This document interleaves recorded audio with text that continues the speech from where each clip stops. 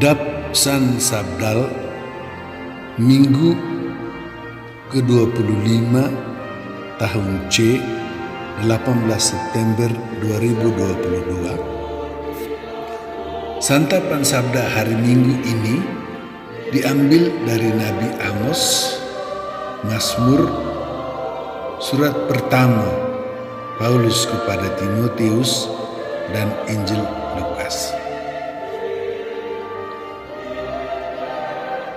Apa yang Allah katakan dalam Nabi Amos?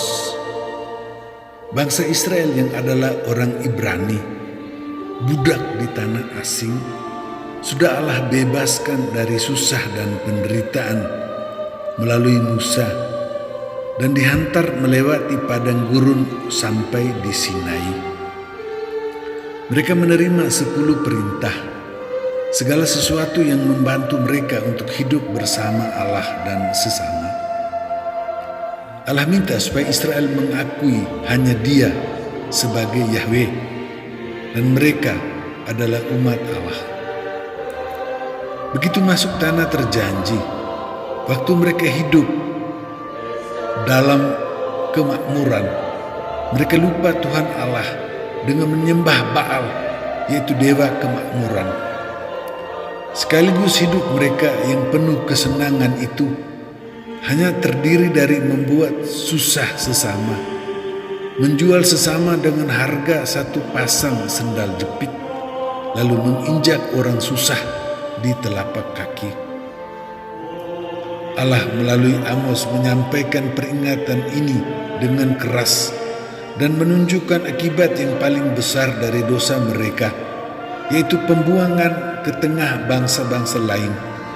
Dan mereka akan mengalami penderitaan yang jauh lebih besar dari yang mereka lakukan kepada orang susah, bahkan sampai mereka mati binasa di tanah asing.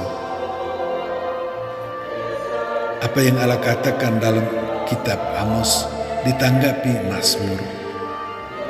Israel itu umat Allah yang hendaknya beriman teguh pada Allah dan memuji Allah. Memang Allah itu satu-satunya, sedangkan dewa-dewi lain tidak ada. Allah turun dari tempat yang tinggi, mengangkat orang yang susah dari lumpur, menolong orang yang paling susah, sampai pada janda yang tidak punya anak yang bisa jamin hidup mereka sampai memilikinya. Semua itu Allah lakukan seperti yang Allah berikan dalam 10 perintahnya, dan Allah minta umatnya untuk ikut. Apa yang Allah katakan dalam kitab Amos ditanggapi Mazmur dipenuhi dalam Injil Lukas.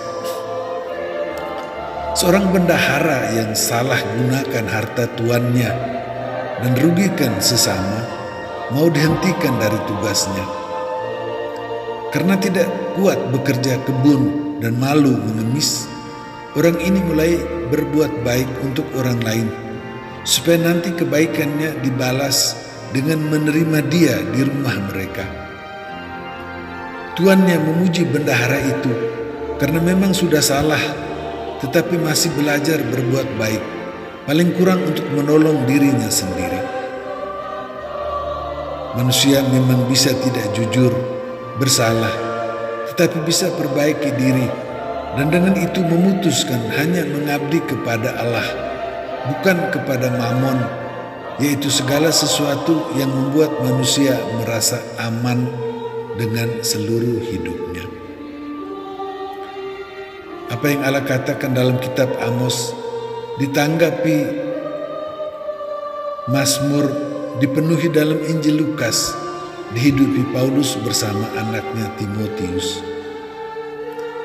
Paulus menasihati anaknya Timotius untuk menjalani hidup dalam doa dan ucapan syukur kepada Allah, beriman teguh kepada Allah karena hidup dalam pengetahuan akan kebenaran. Allah itu satu dan satu pengantara manusia, yaitu Yesus yang menebus semua manusia, dan meminta Paulus mengajarkan supaya semua orang hidup dalam iman dan tanpa marah atau perselisihan di antara manusia. Allah memberi kita santapan sabda Allah, yaitu semua yang Allah berikan dalam 10 perintah itu, supaya kita berjuang untuk ikuti dengan beriman teguh kepada Allah dan menjauhi membuat sesama menderita. Kita melihat sejauh mana hidup kita tidak jujur dan kurang baik. Kita perbaiki diri dan menolong sesama sejauh kita mampu. Kita mengabdi hanya kepada Allah, bukan kepada kekayaan yang menyebabkan kita membuat susah sesama.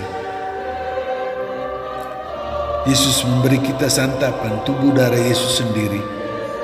Dalam hidup kita yang kita alami setiap hari, dalam kesenangan hidup, Yesus memberikan dirinya sendiri, yang Yesus serahkan dalam derita sampai mati, supaya kita menerima Allah yang meminta kita hidup sesuai dengan yang Allah ajarkan dan Injil yang Yesus wartakan. Dengan santapan itu, kita tinggalkan hidup kita yang tidak jujur dan buat susah sesama, menjauhi kemarahan dan pertengkaran. Kita bisa terus berdoa dan bersyukur kepada Allah yang memberikan semua yang baik kepada kita, dan minta supaya kita bagikan dengan sesama, khususnya yang susah dan menderita.